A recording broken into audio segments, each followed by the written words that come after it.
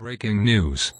Please stand by for another C2C World News Now current event. Sent 2 warships to the Gulf of Aden, and that is according to the semi-official Tasnim news agency. This allows Iran now to establish a military... Meantime, tensions ratcheting up elsewhere. Iran now has reportedly established a military presence off Yemen's coast by sending 2 warships there. It's in the area that was subject to attack from a US vessel after it was fired on by Houthi rebels. With the latest on this development, Paula Sleer now for us. What we are seeing now is a sure but steady escalation of the Yemeni conflict. Iran has sent 2 warships to the Gulf of Aden, and that is according to the semi-official Tasnim news agency. This allows Iran now to establish a military presence in the waters off Yemen, the same waters where the US military launched cruise missile strikes on areas that are controlled by Iran-backed Houthi forces. Now, the United States has said that it was targeting Houthi-controlled radar sites. This is the first direct hit by the US forces in this conflict, and this is how Washington explained its actions. These limited self-defense strikes were conducted to protect our personnel, our ships, our freedom of navigation in this important maritime passageway. The United States will respond to any further threat to our ships and commercial traffic.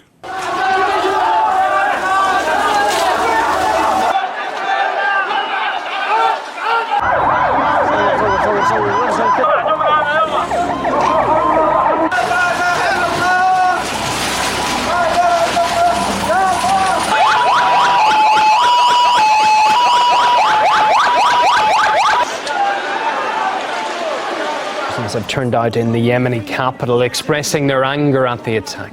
The Saudis earlier denied conducting the strike altogether.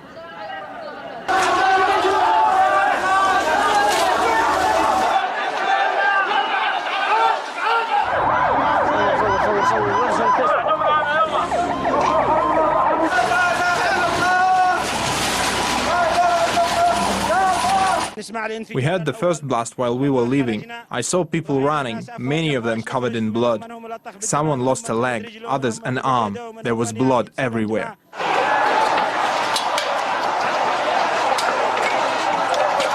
A lot of people have lost loved ones. A lot of people know someone who was on site at the funeral venue when the attack took place. But overall and across the country, you've had an intensification of the fighting, and in particular in the frequency of the airstrikes over the last couple of days. The only way forward for civilians in Yemen is a political solution. The suffering has really reached unprecedented levels, and they've paid too heavy of a price over the past 18 months. Well, a senior journalist for Britain's leading commercial network ITV tweeted this picture of the alleged remnants of a bomb that hit the funeral. He cited a Yemeni officer who claimed it was a US-made Mark 82 bomb. Washington has been supplying weapons to the Saudis to support the offensive in Yemen. During 2015 alone, the US approved a number of weapons sales to the Saudis, more than $20 billion worth in total. It included tanks, hand grenades and air-to-ground missiles. Washington had been reducing the number of staff that is involved in coordinating airstrikes and now promises to review its support for coalition forces. Well, Saudi Arabia insists its military personnel have clear instructions to avoid civilian targets and promise to probe the strike on the funeral venue. Political commentator Marwa Osman thinks the investigation should be carried out by a third independent party. If an investigation is to be opened and it's going to be managed and done or coordinated by the coalition, it is pure hypocrisy. The people who should do this investigation are supposed to be part of the UN. It should be investigated as a war crime, and not only the Kingdom of Saudi Arabia should be held responsible for this, also US Obama administration should be held responsible, and also the MPs who are now torn apart and divided whether they should stop giving the arms or selling the arms to Al Saud or not. They're still divided because of alleged war crimes. Saudi Arabia wanted as sharp as possible for the Houthis to lay down their arms while Saudi Arabia is bombing Yemen, and they want them to get out of Sana'a. Block everything from them. They don't have food, they don't have water. You bomb them. What do you expect from such people except for retaliation and revenge?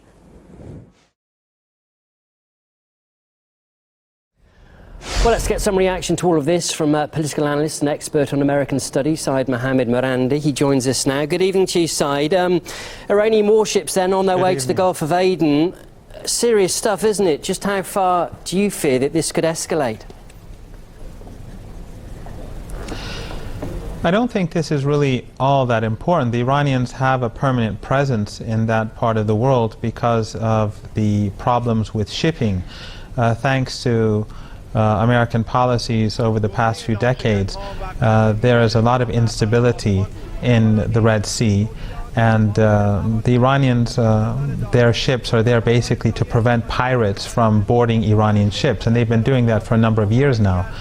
And the Iranians have also protected the ships of other countries as well. The problem really is the U.S. presence, and the Iranians are confident that the Americans are lying about missile attacks on American vessels.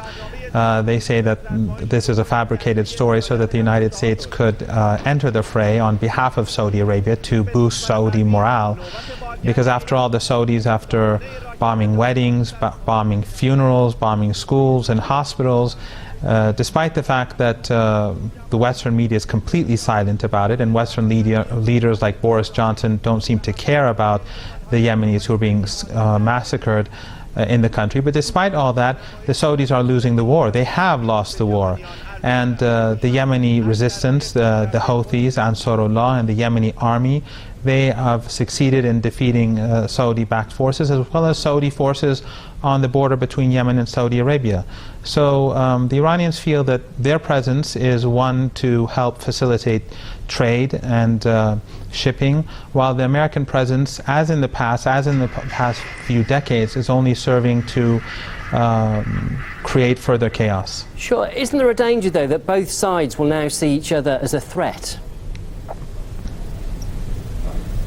Well, the Iranians believe that the Americans have already lost the war in Yemen. Their support for Saudi Arabia has failed.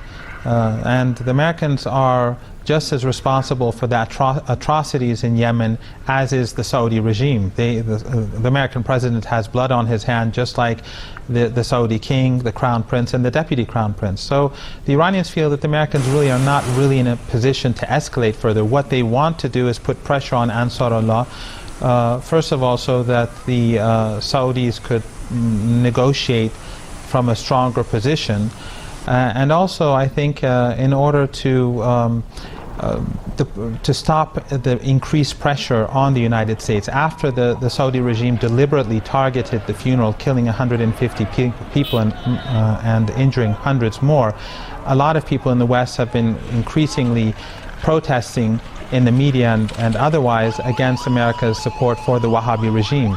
And this latest fabricated accusation by the United States that Ansarullah fired missiles, despite the denials by Ansarullah and the Yemeni army, this was basically to, I think, just draw attention away from the killing in the funeral to ease pressure so that the United States could continue supporting the Wahhabi regime in Saudi Arabia. After that tragic incident regarding the funeral, Washington did say it would perhaps review its cooperation with Saudi Arabia in some way. What are your expectations for that? No, they're being completely dishonest. The Americans, from the very beginning, when the Saudis were using cluster bombs, they continued to give them weapons. When they bombed hospitals, they continued to support them.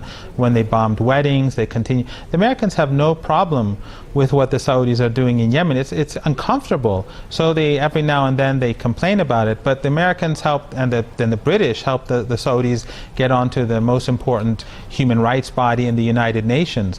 The UN fails to protest against Saudi Arabia's crimes. It's because the United States, Britain and France are supporting the atrocities of this regime.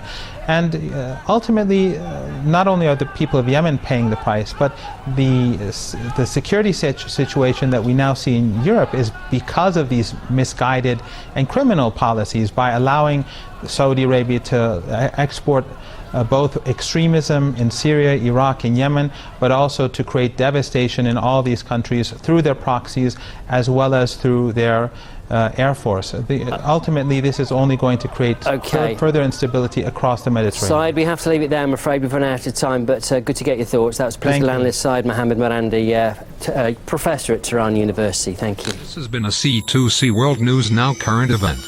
Stay safe, everyone.